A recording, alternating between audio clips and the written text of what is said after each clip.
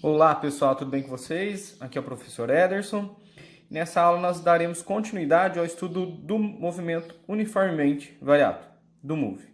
Então na aula passada nós falamos sobre o MOVE, que é um movimento cuja velocidade varia de maneira uniforme, com uma taxa constante, com uma aceleração constante. Vimos também a função que determina a posição, o espaço ocupado pelo móvel em função do tempo, correto? O sorvetão. E vimos também a função horária da velocidade. Uma vez que existe uma aceleração constante, a velocidade ela se altera em função do tempo. Então, essa função nos permite calcular vai ser a velocidade depois de um certo intervalo de tempo. Importante notar, pessoal, que essas duas funções elas dependem do tempo, são funções horárias, ok? Vamos agora, pessoal, inserir mais algumas equações que serão utilizadas como ferramentas para análise de situações, problemas envolvendo o MOVE. A primeira equação, então, que nós iremos utilizar é a equação de Torricelli. A equação de Torricelli, famosa, que ela não vai depender do tempo. Velocidade final ao quadrado é igual a velocidade inicial ao quadrado mais 2 vezes a aceleração vezes o deslocamento ΔS. Correto, pessoal? A nossa última equação, então, ela é a equação da velocidade média no MOVE. A equação da velocidade média que nós já conhecemos é ΔS e ΔT. Como a aceleração é constante, nós podemos aí, até mesmo com o gráfico, provar que ΔS dividido por ΔT vai ser igual a velocidade 1 mais velocidade 2 dividido por 2, a média da velocidade, entre dois intervalos de tempo. Correto? Essas velocidades V1 e V2, elas podem ser as velocidades inicial e final. Vamos agora, pessoal, para algumas dicas de utilização dessas equações. Todas essas equações elas poderão ser utilizadas em situações que envolvam MOVE, que nós temos uma aceleração constante. Porém, algumas situações elas são um pouco clássicas. E se você já tem uma ideia da equação a ser utilizada, você acaba fazendo o exercício de uma maneira mais rápida. Uma vez que você tem várias opções de equações, a escolha da equação acaba sendo um fator primordial para a resolução do exercício. Essa primeira equação, pessoal, ela pode ser utilizada, então, quando o exercício não está solicitando a velocidade final, correto? Então, nós iremos ver situações de queda livre, por exemplo. A função horária dos espaços ela é bastante utilizada. A função horária da velocidade ela vai ser utilizada principalmente quando o exercício não pedir o espaço, a posição.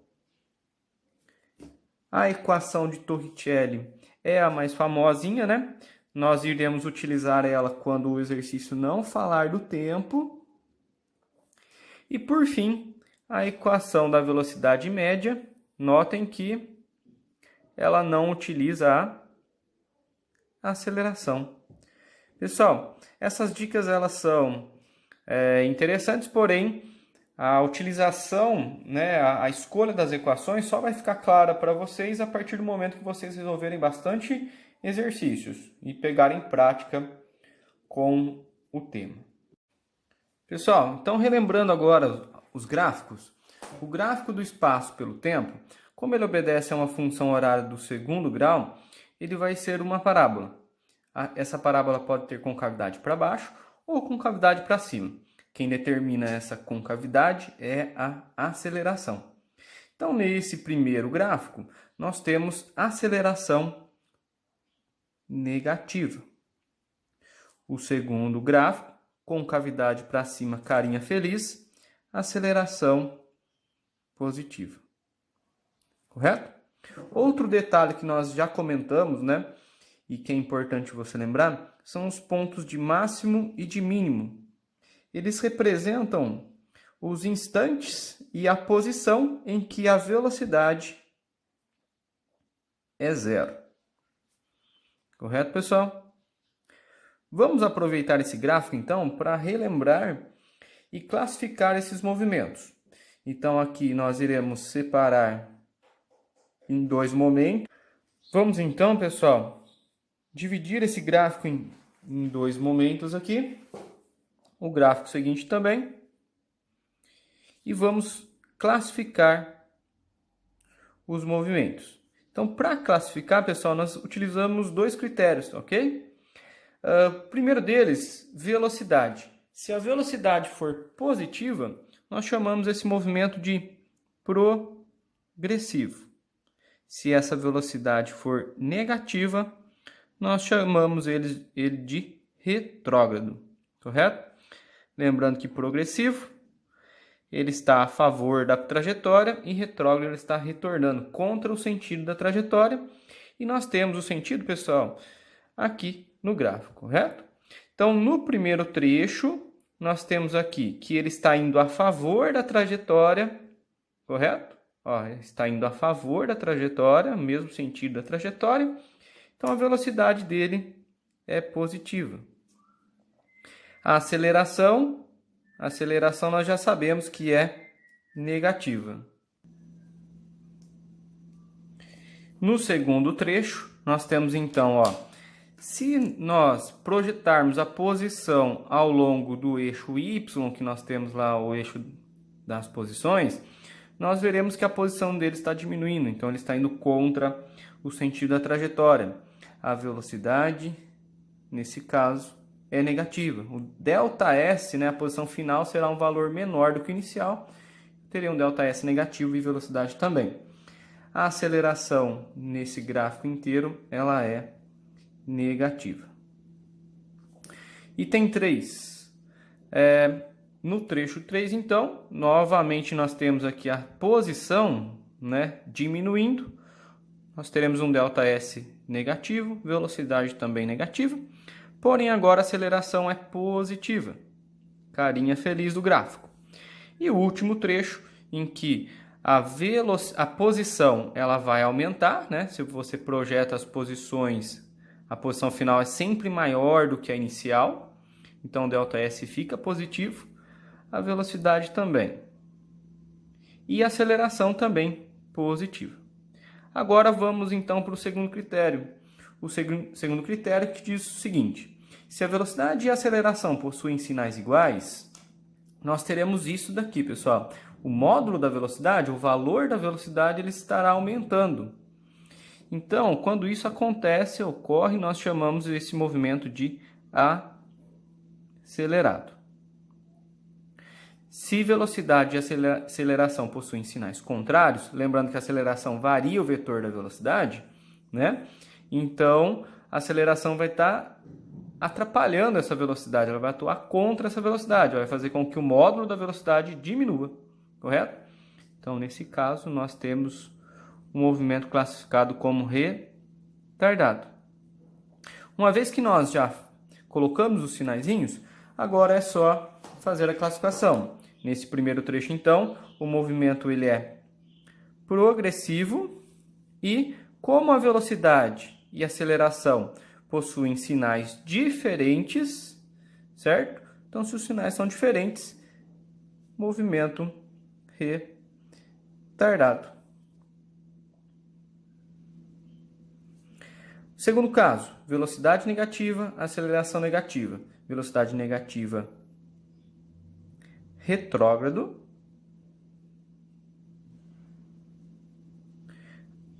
Velocidade e aceleração com sinais iguais, são sinais iguais, acelerado. Terceiro trecho, velocidade negativa, retrógrado. E sinais diferentes, retardado. E o último trecho, velocidade positiva, progressivo.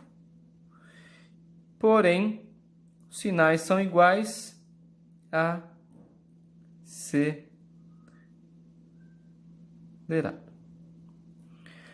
Pessoal, outra maneira de você também interpretar esses gráficos é olhando para a propriedade da inclinação da reta. Aqui nós temos, pessoal, a inclinação da reta, ela nos dá, se nós calcularmos a inclinação, nós estaremos calculando a velocidade a cada instante aqui, tá? Então nós vemos aqui no primeiro trecho que a velocidade ela vai diminuir, porque a inclinação está diminuindo, correto? Até chegar em zero. Notem que ele tem velocidade positiva lá, reta crescente é velocidade positiva. Reta decrescente, né? Reta decrescente, velocidade negativa. Porém, a inclinação está diminuindo. Então, se a inclinação está diminuindo, é porque a aceleração, ó, ela está contra a velocidade.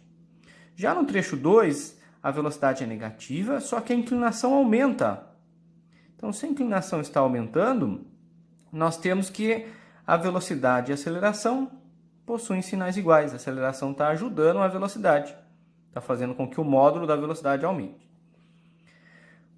O mesmo a gente pode analisar aqui, pessoal, tá? Que nós, ó, reta decrescente, velocidade negativa. Porém, a inclinação ela está diminuindo, ó, até chegar numa inclinação zero. Inclinação zero é velocidade zero. Depois aqui a inclinação volta a aumentar. Correto? Então aqui que a inclinação está diminuindo é porque a aceleração é contra, ó, aceleração contra a velocidade é negativa.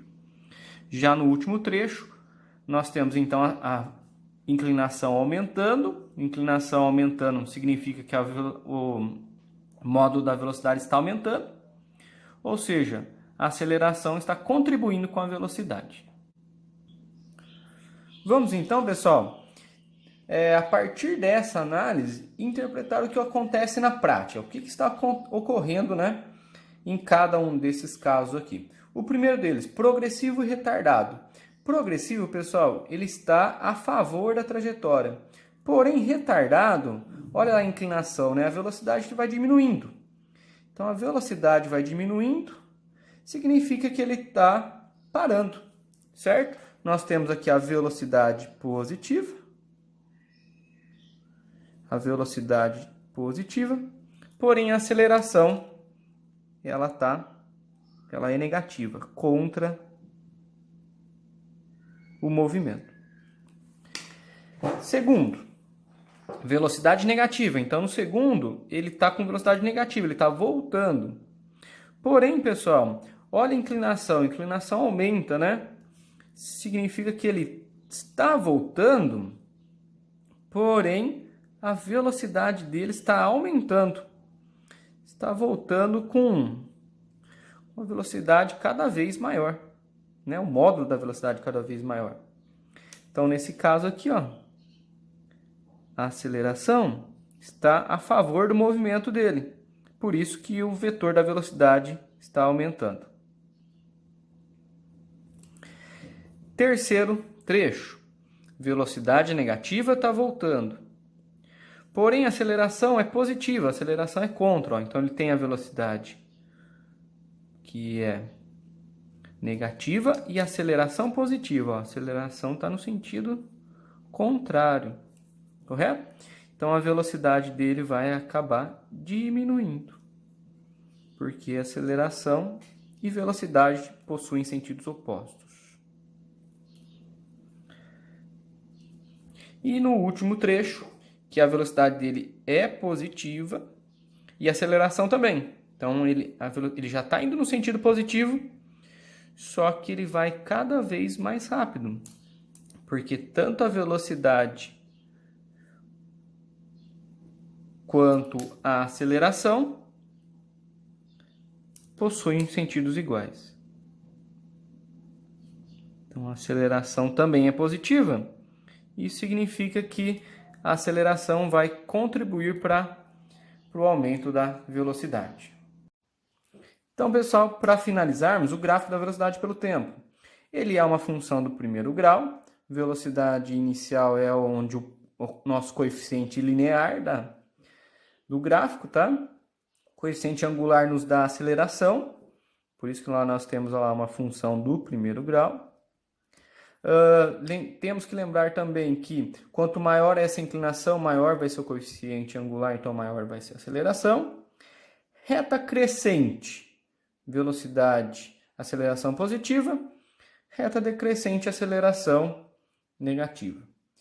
E o último detalhe, né, muito importante, que a área desse gráfico, essa é uma propriedade bastante explorada, a área desse gráfico, ela tem o mesmo valor do ΔS percorrido pelo móvel que nós estamos analisando. Pessoal, fiquem espertos que tem um erro bastante comum relacionado ao cálculo da área, né? O cálculo dessa área tem que ser o cálculo da área total, tá bom? Até o eixo do tempo, até o eixo horizontal aqui, eixo X, correto? Você tem que calcular a área total, não é a área só do triângulo aqui, por exemplo, tá bom? Então tem que ser a área do trapézio inteiro, em todas as situações, correto? Bons estudos, grande abraço, até mais.